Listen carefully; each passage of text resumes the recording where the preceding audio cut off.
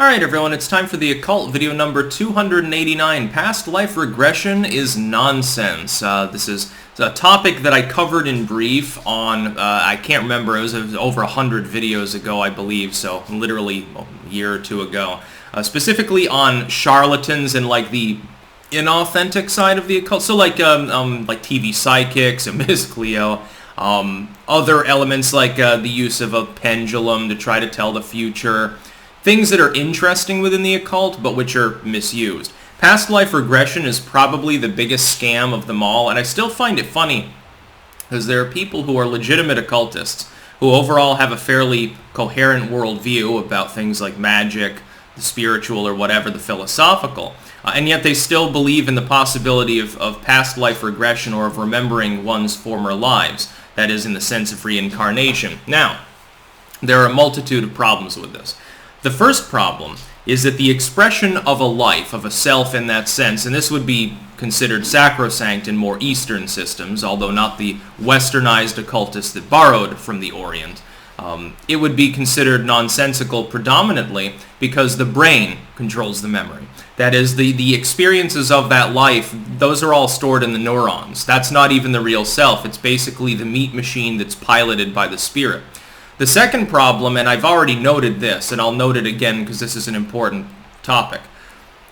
When you do the past life regression thing, isn't it interesting? Nobody ever says, well, I remember for 5 past lives I was like a landless peasant or a slave. But that's the reality. If you go back more than 3 generations in virtually any part of the world, and 5 or 6 generations in literally any part of the world, you'll find that the vast corpus of all lives that were ever lived prior, at least back into, high antiquity, there was some development back then, for 2,000 years, and all of the lives that are remembered tend to be in that span. It's like, well, I was Napoleon, well, I was George Washington or something. And I'll get to that in a second because that's also a funny facet. They're lives that were reasonable, or at least there was something about them that was memorable. So you died in battle, which is relatively common, but more people just died in childhood, died in poverty, died of old age being a peasant. Nobody ever says, well, yeah, I remember my past life. I was a milliner and made hats, and, galls slit my throat when I was like 30. Oh yeah, I was a servant, which, half the population was for quite some time, or a slave or something, and I got worked to death. Died in my 40s or something. Yeah, it was bad times. I worked hard literally every day and ate nothing but gruel for 40 years. Nobody remembers those lives. What they do remember is that they were George Washington, Napoleon. They were a great general. They were a war hero. They died in battle. That's what they remember. They had an interesting life. It's almost like when you put someone under hypnosis, they're expressing subconsciously, with regression, what they wish for, what's absent to their current life. They're trying to generate a little bit of excitement through past life regression. Hypnosis can do many wonderful things. Letting you remember a past life is not one of them. So to any of you out there who are like, well, I get these glimpses of like a Revolutionary War soldier, and I think I was like an artilleryman or something. No, you weren't. Probably. Well, it's possible, but it has nothing to do with the visions that you're seeing.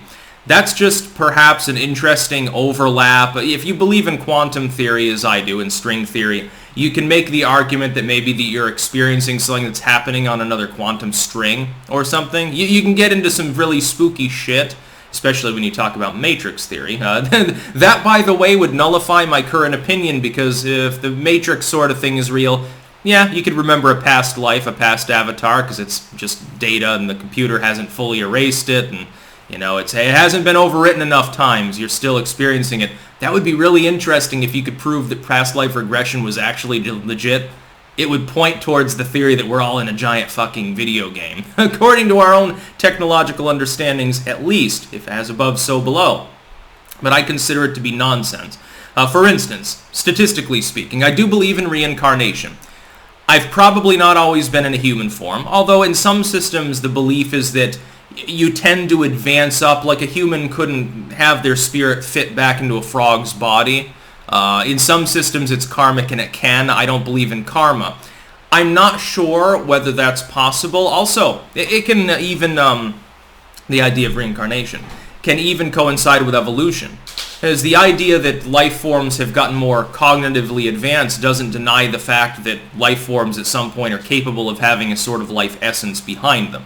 You would have to reach a certain state of cognition for it to be meaningful, to be expressed on any significant level. Obviously, a slime mold doesn't have the same cognitive capabilities of a tarantula. Tarantula is not as cognitive as a cat. A cat is a human and so forth. Or humans is potentially space aliens. That's the other thing. Why does nobody ever remember having incarnated as some other sentient life form? Like, hey, I was on some weird-ass planet far away where all the most advanced life forms have radial symmetry, and I was basically a giant oozing sea anemone and lived 5,000 years in this weird bubble attached to a robot with which I manipulated my surroundings, and it was cool, and I had sea anemone babies, and nobody, if you did have like flashes of seeing that stuff, I guess you'd be H.P. Lovecraft 2.0. Nobody ever seems to have that, though.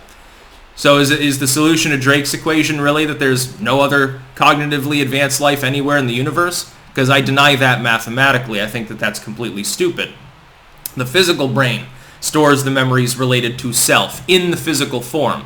I believe that there is a force above the physical that is the actual self. Yes, I do believe in what you could call the spirit or the soul.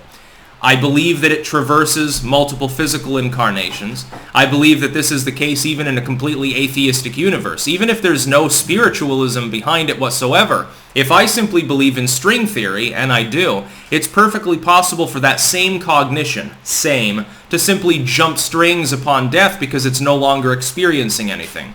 Once you're no longer experiencing anything, time passes infinitely quickly. And in that infinite span of time, the probability of you incarnating approaches 1. Simple mathematics. A little bit spooky woo, you can say that, but I happen to believe in it. I do not believe that death has any real meaning beyond this particular physical tissue dying. But the brain is physical tissue. The brain that controls the meat body and interacts with the world and experiences it in the sense that we experience it goes bye-bye. Say goodbye to your memories. The life that you're living right now will not be remembered by your future self. That's about all. Peace out.